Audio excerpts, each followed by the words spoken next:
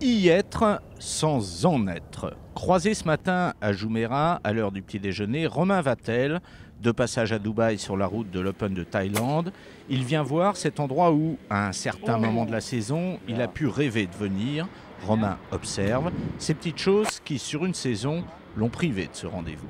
Il me manque de l'expérience, il me manque encore à progresser sur mon jeu, c'est normal, c'est que ma première année. Si j'étais déjà parmi les tout meilleurs, ça serait vraiment exceptionnel, mais bon, j'ai encore beaucoup de temps devant moi.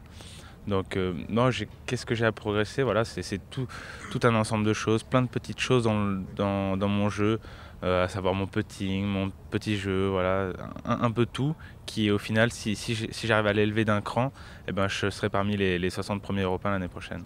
Romain Vatel intégré donc cette semaine au team Bourdi, car aux côtés de Grégory, Olivier Léglise a pu réunir cette semaine deux autres de ses élèves, Romain Vatel donc, mais aussi Mélodie Bourdi, la petite sœur, un véritable commando soudé derrière son représentant pour offrir à Grégory un maximum de sérénité et de confiance aussi.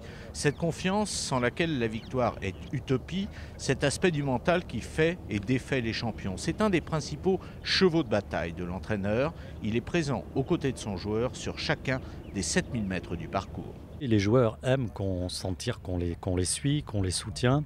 Donc effectivement, on ne parle pas aux joueurs. On peut effectivement échanger par un bravo, par un bien joué. Et le joueur est en général très sensible à ce soutien.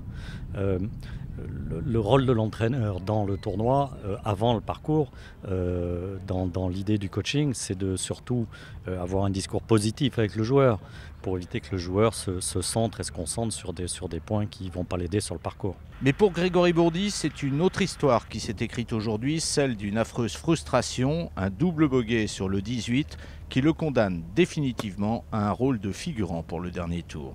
Je ne suis pas de nature à me laisser aller et à abandonner comme ça, donc de toute façon je me battrai jusqu'au bout pour faire le mieux possible, d'aller chercher la meilleure place que je peux avoir, mais forcément je reste déçu parce qu'aujourd'hui je pourrais me rapprocher de la 15e place et puis jouer un top 10 demain. Là ça risque d'être pratiquement ambition impossible, donc voilà, je vais essayer de faire une belle partie, de terminer en beauté cette fin de saison.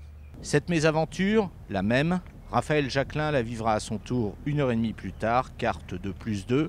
Étant déjà qualifié pour le British Open, Raphaël était des 4 joueurs français celui qui avait ici les objectifs les plus flous.